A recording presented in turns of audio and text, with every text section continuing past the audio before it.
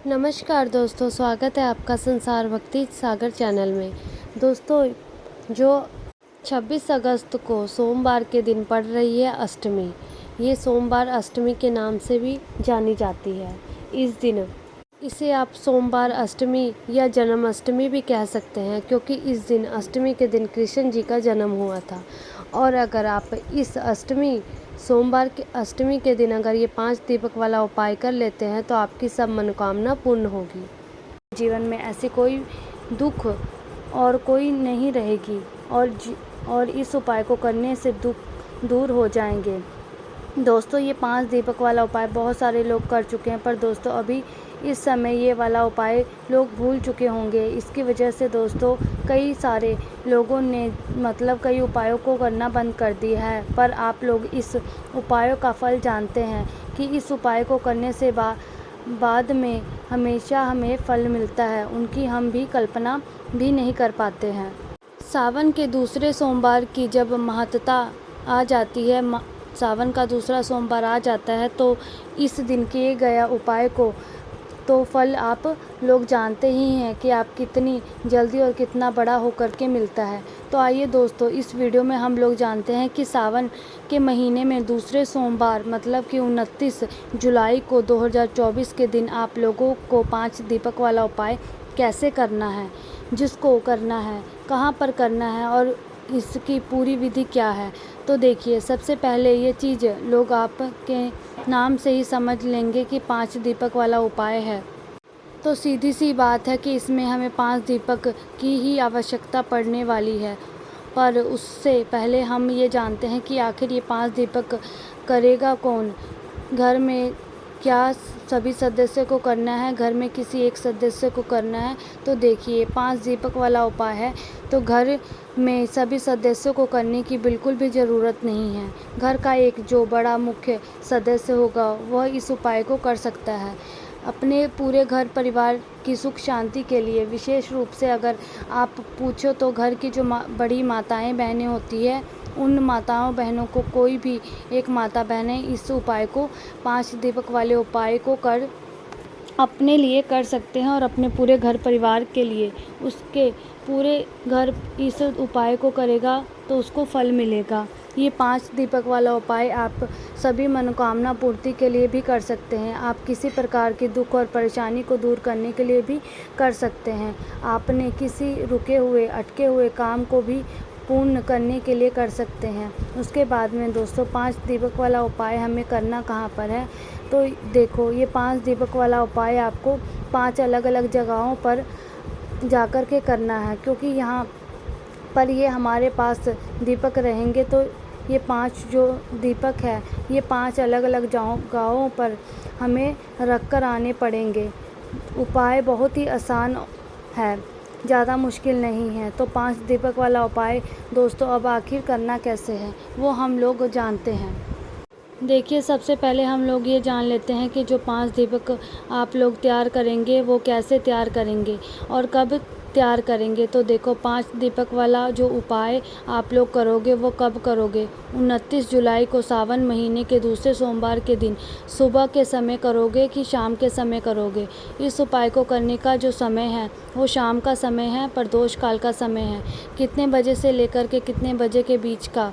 तो देखो, शाम के 6 बजे से लेकर के 8 बजे के बीच में कभी भी आप लोग अपना ये वाला 5 दीपक वाला उपाय कर सकते हो और इस उपाय को करने का फल ले सकते हो।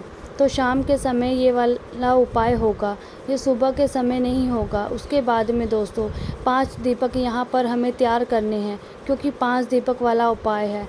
पर जो दीपक हम तैयार करेंगे वो मिट्टी के तैयार करेंगे, आटे के तैयार करेंगे। तो देखो, इस समय मिट्टी के दीपक मिलना तो मुश्किल होता है, तो इसलिए आप लोग इस उपाय में 5 आटे के दीपक तैयार कर लीजिए। पर दोस्तों ध्यान रखिए, जो 5 आटे के दीपक आप लोग तैयार करोगे, उस आटे के गूंदते समय आपके उसके अंदर कुछ भी नहीं डालना है। सिर्फ आपको आटे के अंदर पानी ही डालना है, उसमें नमक वगैरह नहीं डालना है। और पानी डाल करके आपको आटा गूंद लेना है और उससे आपको 5 दीपक तैयार कर लेने हैं, मीडियम साइज के तैयार कर लेने हैं। ना बड़ा हो ना छोटा हो, मीडियम साइज़ के तैयार कर लेना। वो आपकी कुछ तक 5 आटे के दीपक तैयार करने के बाद दोस्तों अब वो अगली जो सामग्री आती है वो है इसके अंदर गोल बत्ती। अब देखो, जो इसके अंदर बत्ती रखी जाएगी वो यहाँ पर गोल बत्ती रखी जाएगी, लंबी बत्ती नहीं रखी जाएगी। इस बात का आप ध्यान रखना। जो गोल बत्ती अपने हाथों से बनाई हुई है, जो गोल बत्ती वो विशेष रूप से रखोगे तो ज़्यादा बेहतर होगा, वरना बाज़ार वाली भी रख सकते हो, पर अपने हाथों से बनाई गई गोल बत्ती रखने से ज़्यादा बेहतर रहेगा। गोल बत्ती रखने के बाद दोस्तों इसके अंदर में आपको जो चीज़ डालनी है वो शुद्ध देसी गाय का घी डालना है। देखो, शुद्ध देसी गाय का घी हम आपसे हमेशा बोलते हैं, आपके घर में हमेशा होना चाहिए। सावन का महीना चल रहा है, वैसे भी दोस्तों शुद्ध देसी गाय का घी हमेशा हमें काम आता ही रहता है, और सावन का दूसरा सोमवार है, वैसे ही आप लोगों को काम आना है। इसलिए हमेशा अपने घर में थोड़ा सा शुद्ध देसी गाय का घी पूजन के लिए कार्यों में ज़रूर रखना चाहिए। तो इन दीपकों के अंदर आपको थोड़ा सा शुद्ध देसी गाय का घी रख लेना है।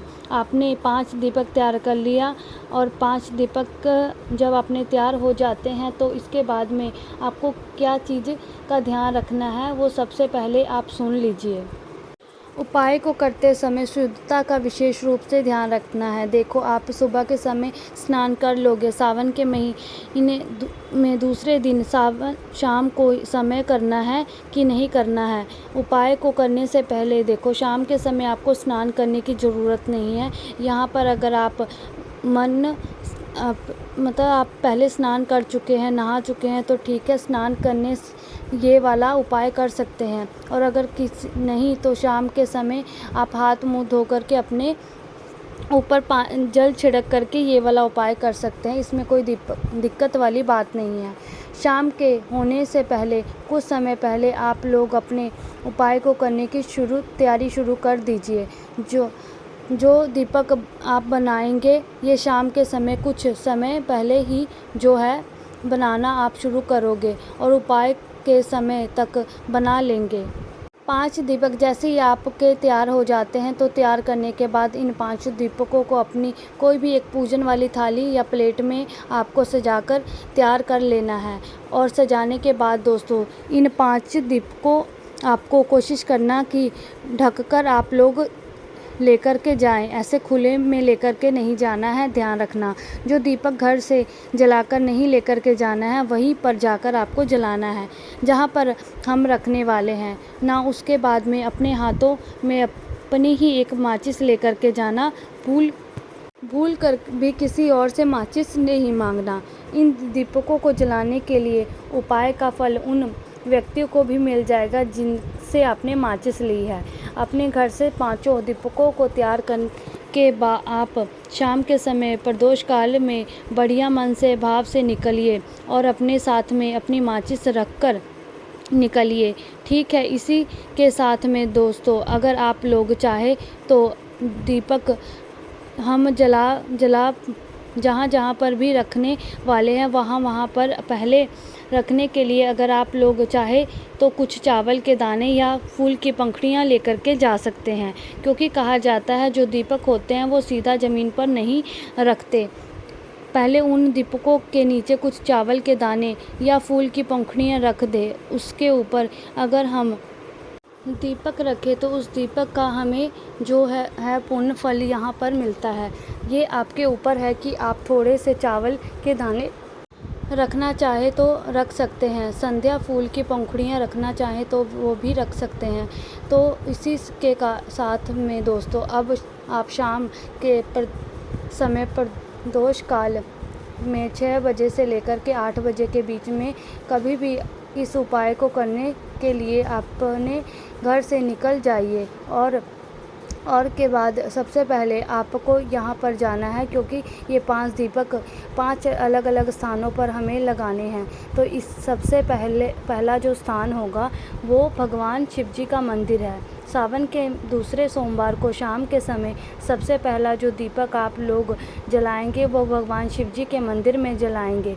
शिव जी के मंदिर में अंदर जैसे ही प्रवेश करते हैं वो भगवान के दर्शन करके शिवलिंग के पास में आप लोगों को आ जाना है।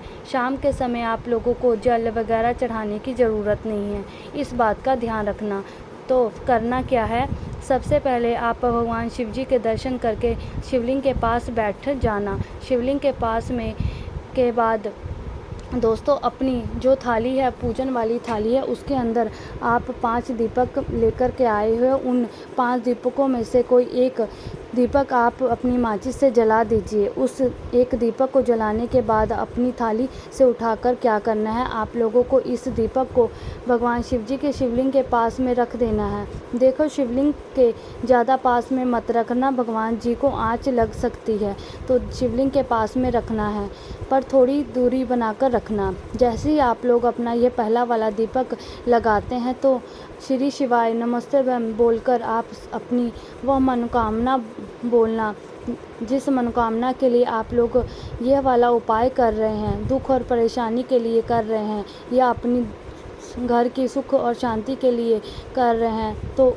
उस पाठ का आप स्मरण कर मन ही मन में कर लेना। और अगर शिव भगवान को प्रसन्न करने के लिए कर रहे हैं तो कुछ मत बोलना, आप लोग दीपक जलाकर वहाँ रख देना और भगवान से दर्शन कर लेना। 2 मिनट श्री शिवाय नमस्ते भम का जाप करना और वहाँ से उठ जाना। पहला दीपक शिव जी के मंदिर में लगाने के बाद अब आपको जो दूसरा दीपक है वो जलाना है बेलपत्र के पेड़ के नीचे। आप बेलपत्र के पेड़ के नीचे जाना और वहाँ पर आपको दूसरा दीपक जला देना है। दूसरे नंबर का दीपक वहाँ जला करके बेलपत्र के पेड़ के नीचे अपनी मनोकामना बोल देनी है। मनोकामना सिर्फ आपको पहले दीपक को जलाते समय और आखिरी जलाते समय ही बोलना है। दूसरे दीपक को जला दिया, उसके बाद आपको वहाँ से भी उठ जाना है। अब आपको तीसरे नंबर का जो दीपक है आपको जलाना है पीपल के पेड़ के नीचे। बेलपत्र के पेड़ के नीचे जलाने के बाद में आपको तीसरा पीपल के पेड़ के नीचे दीपक जलाना है। उसके बाद में वहाँ से भी जला करके आपको उठ जाना है। फिर चौथे नंबर का जो दीपक है वो आपको आंवले के पेड़ के नीचे जलाना है। जब आप चौथे नंबर का दीपक आंवले के पेड़ के नीचे जला देंगे, ध्यान रखिएगा आपको अपनी माचिस से ही सारे दीपक जलाना है। किसी कारणवश आंवले का पेड़ नहीं मिलता है तो आप शमी के पेड़ के नीचे भी वो दीपक जला सकते हैं। उसके बाद 4 दीपक जलाने के बाद आपको अपने घर पर आना है। घर में अंदर प्रवेश नहीं करना है, घर के मुख्य द्वार पर ही मेन गेट पर आपको खड़े हो जाना है। प्रदोष काल के समय आपको मेन गेट पर पहुंच जाना है।